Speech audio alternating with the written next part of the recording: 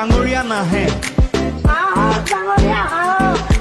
1 তাৰিখে পুৱাই গাঁওখনৰ এঘৰৰ পিছফালে ৰাইজে দেখিলে দুটা বগা ঘোঁৰাই খেৰ খাই আছে। ৰাইজৰ হাহাকাৰ, ভগৱান আহি জালুকবাৰী পালেহি। তাৰ পাছতে ধূপ ধূনা জ্বলাই ঘোঁৰাক গামোচা চেলেং পিন্ধাই পূজা কৰি ৰাইজ ক'ব নোৱাৰা হ'ল। ঘোঁৰাৰ খোৰাত ধৰি কান্দি কান্দি হিয়ালি জিয়ালি এইগৰাকী মহিলা। অ' প্ৰভু, মই আপোনাক কেতিয়াও বিদায় নিদিওঁ প্ৰভু, মোক ক্ষমা কৰি দিয়ক।